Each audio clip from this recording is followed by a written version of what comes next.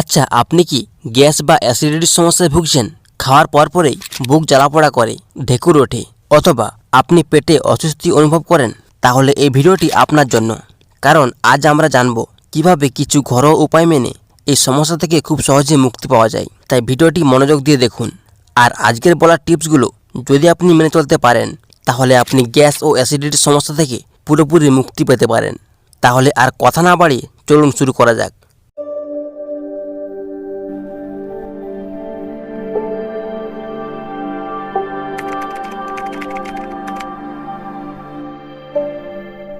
প্রথমে জানা দরকার গ্যাস এবং অ্যাসিডিটি আসলে কি এবং এটি কেন হয়। আমাদের পাকস্থলীতে হাইড্রোক্লোরিক অ্যাসিড থাকে, যা খাবার হজম করতে সাহায্য করে। যখন এই অ্যাসিড বেশি পরিমাণে নিঃসৃত হয় বা যখন আমাদের পাকস্থলীতে অতিরিক্ত গ্যাস জমে, তখনই এই সমস্যাগুলো আমাদের মধ্যে দেখা যায়। দীর্ঘক্ষণ না খেয়ে থাকলে বা বেশি ঝাল মশলা খেলে এই সমস্যাগুলো বেশি হয়। চলুন তাহলে এখন জেনে নিই কীভাবে কিছু ঘরোয়া পদ্ধতি মেনে এই সমস্যা থেকে সহজে মুক্তি পাওয়া যায়। 1 নম্বর পদ্ধতি হলো গরম পানি পান করা।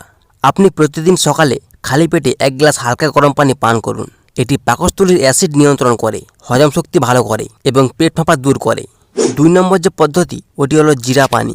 আপনি প্রথমে 1 চা চামচ জিরা নিন, তারপর 1 গ্লাস পানিতে ফুটিয়ে ওটিকে ঠান্ডা করে খেয়ে নিন। এটি আপনার গ্যাসকে তো দূর করবেই এবং আপনার হজম প্রক্রিয়াকে উন্নত করে। 3 নম্বর যে পদ্ধতি ওটি হলো আদা ও মধুর মিশ্রণ। আপনি 1 চা চামচ আদার রস নিন এবং তার সাথে 1 চা চামচ মধু মিশিয়ে খেয়ে নিন। এটি আপনার যে অ্যাসিড রিফ্লাক্স রয়েছে ওটিকে কমায় এবং গ্যাস দূর করে। 4 নম্বর যে পদ্ধতি ওটি হলো দই। দইয়ে থাকা প্রোবায়োটিক ব্যাকটেরিয়া আমাদের হজমে সহায়তা করে। এটি পাকস্থলীর গুড ব্যাকটেরিয়াকে বাড়ায় এবং গ্যাসের সমস্যা একেবারে কমিয়ে দেয়। 5 নম্বর যে পদ্ধতি ওটি হলো কলা। হ্যাঁ, ঠিকই শুনেছেন, কলা প্রাকৃতিক অ্যান্টাসিড হিসাবে কাজ করে। এটি পাকস্থলীর অ্যাসিড নিয়ন্ত্রণ করে এবং গ্যাসকে কমিয়ে দেয়। 6 নম্বর যে পদ্ধতি ওটি হলো এলাচ ও লবঙ্গ।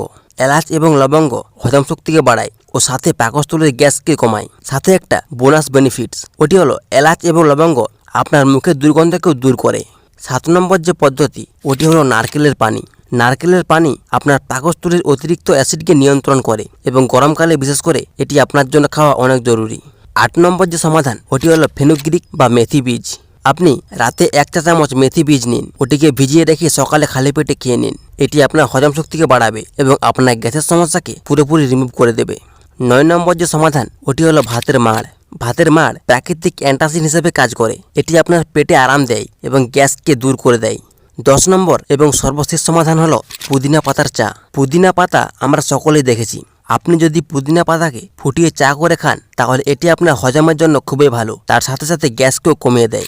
আমি যে 10টি পদ্ধতি বললাম ওগুলো তো আপনাকে মানতেই হবে। তার সাথে এই 5টি কথা মেনে চলুন। 1 নম্বর হলো ধূমপান ও মদ্যপান থেকে দূরে থাকুন। 2 নম্বর হলো রাতে দেরি করে খাবার খাবেন না। 3 নম্বর হলো প্রচুর পানি পান করুন। 4 নম্বর হলো ব্যায়াম বা হাঁটাহাঁটি করুন। আর 5 নম্বর হলো স্ট্রেস কমান, কারণ স্ট্রেস আমাদের গ্যাসকে বাড়িয়ে দেয়। এগুলো কিন্তু সবাই ঘরোয়া উপায় যা আপনার গ্যাস ও অ্যাসিডিটির সমস্যাকে কমাতে সাহায্য করে। তবে যদি সমস্যা দীর্ঘস্থায়ী হয় বা অনেক দিনের হয়ে যায়, তাহলে অবশ্যই একজন চিকিৎসকের পরামর্শ নিন।